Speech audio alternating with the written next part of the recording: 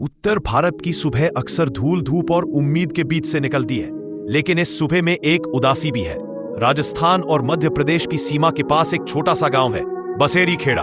यहाँ की गलियों में खेलते बच्चों की हंसी के पीछे कई अनकही कहानियां छिपी है।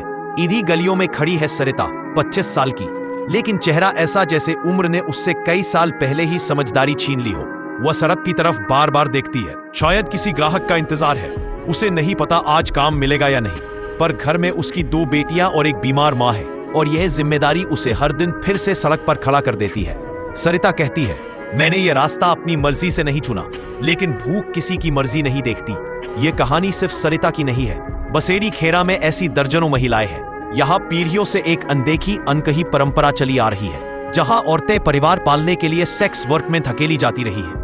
गांव की बुजुर्ग चंपाबाई बताती है कि पहले उनकी जाति कलाकार थी, नाचना, ढोलक बजाना, करतब दिखाना। बदलता गया, रोजगार के रास्ते बंद होते गए, तो परिवारों को बचाने के लिए औरतों पर ही भार डाल दिया गया।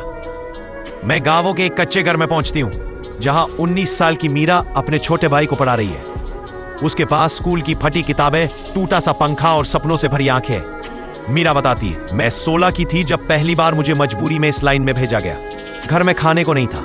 मुझे लगा शायद कुछ दिनों में हालात सुधर जाएंगे, लेकिन एक बार जो इस रास्ते पर आ जाता है, उसके लिए पीछे लौटना बहुत मुश्किल होता है। मीरा महीने के 40 से 45 हजार रुपयों से अपने भाई को पढ़ाती है। वह चाहती है कि उसका भाई कभी इस काले रास्ते पर ना आए। अगर वो पढ़ लिख गया तो हमारा घर भी बदल जाएगा। वह कहती है, इस गांव की एक और कहानी है नेहा की। उसने कभी बड़े शहरों में काम करने की कोशिश की, लेकिन जब पहचान पूछी गई, जाति पूछी गई, पता पूछा गया, तब हर दरवाजा उसके लिए बंद हो गया।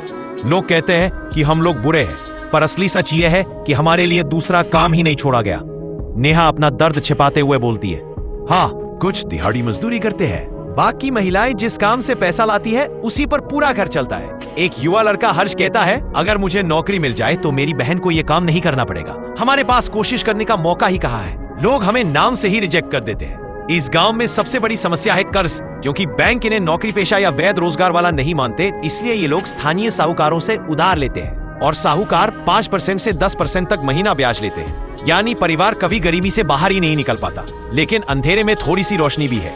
गांव की ही एक युवती पायल अब दिल्ली में नर्स की ट्रेनिंग कर रही है। वह पहली लड़की है जिसने इस समुदाय से निकलकर किसी पेशेवर कोर्स में दाखिला लिया। उसके पिता कभी दलाल का काम करते थे, लेकिन पायल ने पढ़ाई पर जोर दिया और कुछ एनजीओ की मदद से आगे बढ़ पाई। पायल कहती है, मैं चाहती हूँ कि हमारे गांव की लड़कियां ये काम छोड़ दे। अगर मुझे मौका मिला तो मैं सबको पढ़ाऊंगी। गांव में अभी एक छोटा सा शिक्षा केंद्र खुला है, यहाँ को पढ़ाते हैं।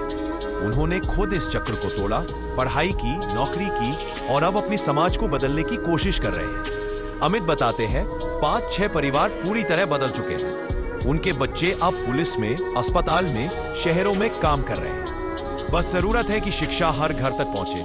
गांव की गलियों में घूमते हुए मैं देखती हूं कि बदलाव धीमा है, लेकिन हो रहा है। कई महिलाएं अपने बच्चों को स्कूल भेजने लगी हैं। कुछ लड़कियां कंप्यूटर सीख रही हैं, कुछ लड़के शहरों में छोटे छोटे काम ढूंढ रहे हैं। और इस बदलाव के बीच खड़ी है नैना, 17 साल की, जो कहती है, मैं एयर होस्टेस बनना चाहती हूँ, मैं उड़ना चाहती हूँ। इस गांव से भी, इस बदनामी से भी।